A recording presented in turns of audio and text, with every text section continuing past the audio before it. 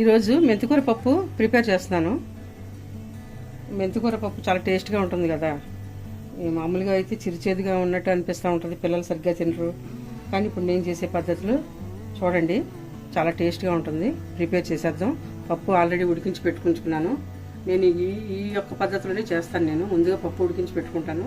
అంటే కొన్ని పద్ధతులు అయితే ఇలాగే చేస్తాను, కొన్ని ఐటమ్స్కి అయితేనే ఈ పద్ధతిలో చేస్తాను. సార్ చూడండి,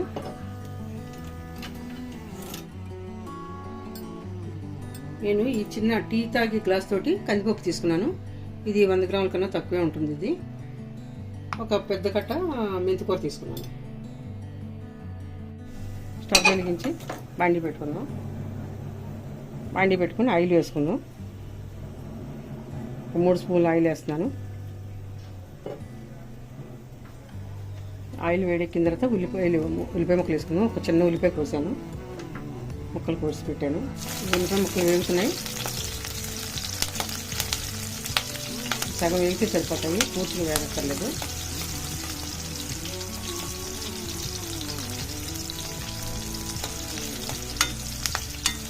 మెంతికూర వేసుకుందాం. ఒక కట్ట తీసుకున్నాను నేను.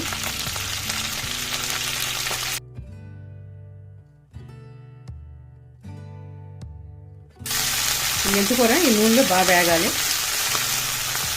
అది వేగితేనే టేస్ట్గా ఉంటుంది. మనం డైరెక్ట్గా కుక్కర్లో అన్నీ ఒకసారి పెట్టేసుకునే కన్నా ఇలా వేయించేసుకుంటే బాగుంటుంది.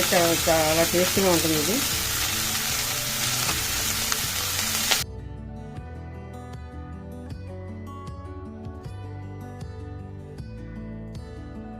కట్ చేసుకున్న ఒక చిన్న సైజు టమాటాలు 2 టమాటాలు వేసాను. ఇవి కొంచెం మగ్గాలి.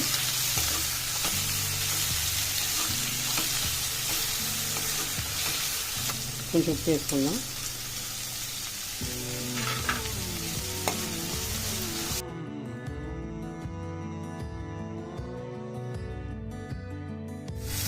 కొద్దిగా పసుపు, కొంచెం కారం, కొద్దిగానే పావు స్పూన్ వేస్తున్నాను కారం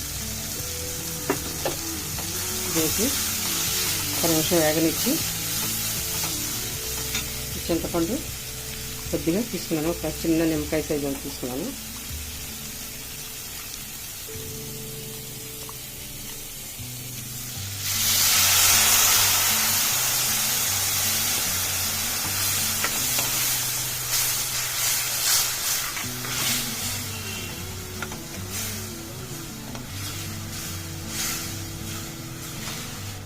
ఇంకొకసారి తీసుకుంటే సరిపోతుంది.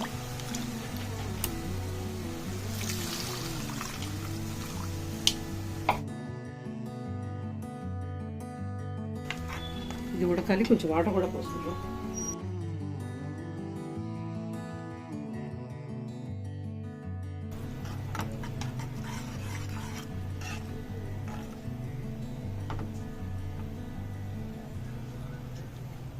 ఇది కొంచెం ఉడకాలి. ఒక 2-3 నిమిషాలు ఉడికిన తర్వాత ఇప్పుడు చూపిస్తాను.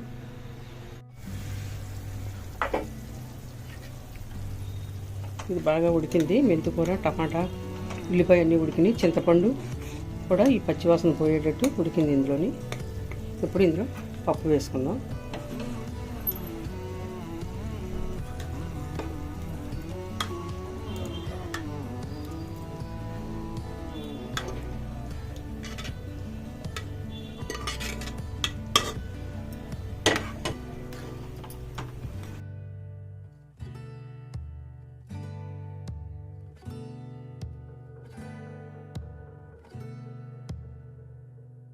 ఇప్పుడు పచ్చిమిర్చి వేసుకుందాం. కొంచెం కస్తూరి మేతి వేస్తున్నాను. వేసి చూడండి, టేస్ట్ చాలా బాగుంటుంది. ఇది కొంచెం కొత్తిమీర ఒకసారి వేసి కలుపుకొని మళ్ళీ ఒక 5 నిమిషాలు ఉడికించుకుందాం. ఇది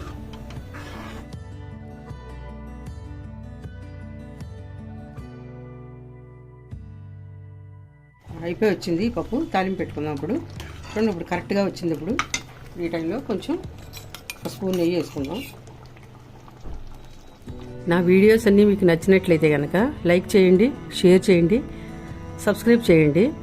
అందరూ చాలా వరకు లాస్ట్ వరకు చూస్తున్నారు కానీ సబ్స్క్రైబ్ చేయట్లేదు. ముందుగా సబ్స్క్రైబ్ చేసుకోండి. తాలింపు పెట్టేసుకుందాం. ఈ పప్పుని కొంచెం ఆయిల్ వేసుకొని పప్పులు ఉప్పు పడుతుంది చూద్దాం ఒకసారి.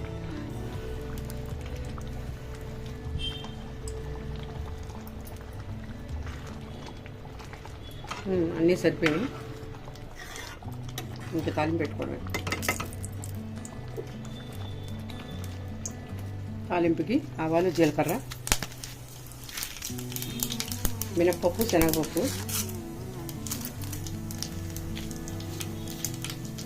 వెల్లుల్లిపాయలు,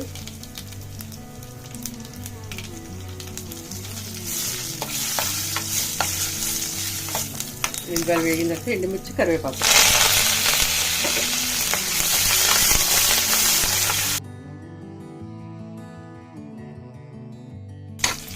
కొంచెం ఇంగువ,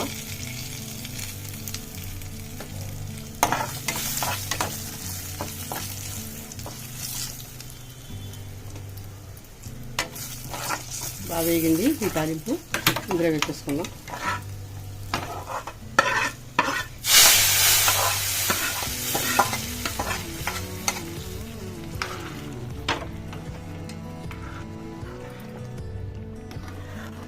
అంతే, ఎంతో టేస్టీగా ఉండి మెంతికూర పప్పు రెడీ అయింది. చూడండి, చాలా బాగుంటుంది. ఇది చాలా హెల్తీ కూడా కదా మెంతికూర. ఇది నేను వారానికి ఒకసారైనా వండుతూ ఉంటాను నేను మెంతికూరని.